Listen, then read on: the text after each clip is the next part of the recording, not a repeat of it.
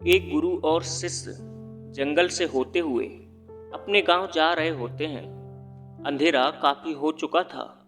शिष्य ने अपने गुरु से कहा कि गुरु, काफी रात हो चुकी है, अगर आप कहें तो आज की रात यहीं आसपास के किसी गांव में गुजार लेते हैं। गुरुजी ने अपना सिर हिलाया और पास के गांव में एक छोटे से घर के पास जाकर रुके। अब जैसे ही वहां गए तो गुरुजी के शिष्य ने दरवाजा ठकठकाया। उस घर से एक गरीब आदमी बाहर आया तो गुरुजी ने बोला, हम अपने गांव जा रहे थे, लेकिन काफी रात होने की वजह से हमने इसी गांव में रुकने को सोचा है। क्या हम आज रात भर आपके यहाँ रुक सकते हैं? गरीब आदमी बोला, हाँ क्यों नहीं, आप दोनों अंदर आ जाइए। अब जैसे ही गुरुजी अंदर गए, उन्होंने देखा कि उस आदमी के घर में बहुत ज्यादा गरीबी थी। गुरुजी ने उससे पूछा कि आप काम क्या करते हैं?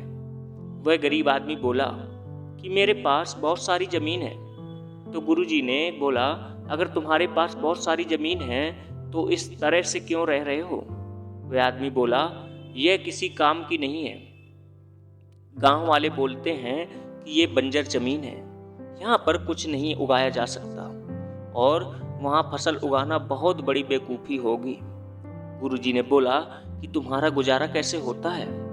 उसने बोला कि मेरे पास एक भैंस है जिससे मेरा पूरा घर चलता है।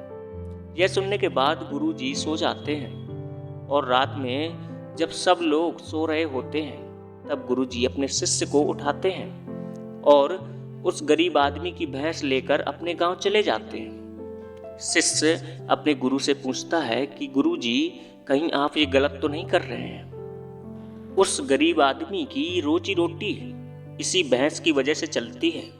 तो गुरुजी अपने शिष्य की तरफ देखते हैं और मुस्कुराते हुए आगे बढ़ जाते हैं। उस बात को तकरीबन 10 साल गुजर जाते हैं और जो गुरु का शिष्य था वह बहुत बड़ा गुरु बन जाता है।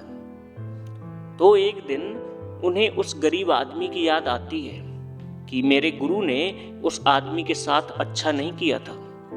मुझे एक बार चलकर देखना चाहिए कि वह आदमी अब किस परिस्थिति में है।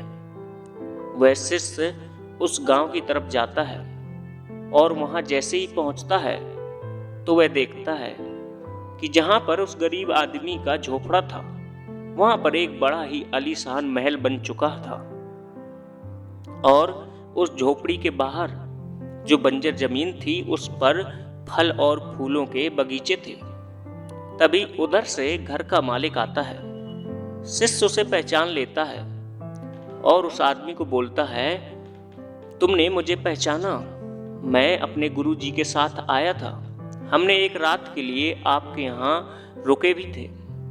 वह आदमी उसे पहचान लेता है और बोलता है कि उस रात में आप कहाँ चले गए थे और उस रात के बाद ही मेरी भैंस कहीं चली गई थी।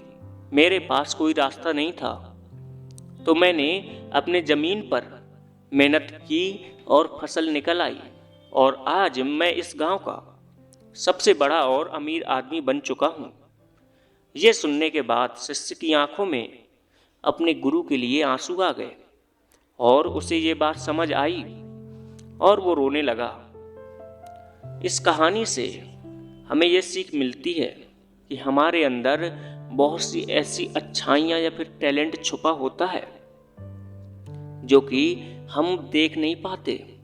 हमें कोई ना कोई चीज़ रोक रखती है उससे। वो आपकी फैमिली हो सकती है, आपकी जॉब हो सकती है या फिर आपका कुछ भी हो सकता है। देखिए, अपने आप में झांक के देखिए, आपके पास भी तो भैंस की जैसी कोई दूसरी चीज तो नहीं है जिसने आपको आगे बढ़ने से रोक रखा है। दोस्तों, आखिरी तक बने रहने के लिए धन्यवाद। अगर ये कहानी आपको अच्छी लगी है और इस कहानी से आपको कुछ सीखने को मिला है तो प्लीज वीडियो को लाइक और चैनल को सब्सक्राइब जरूर कर दें। धन्यवाद।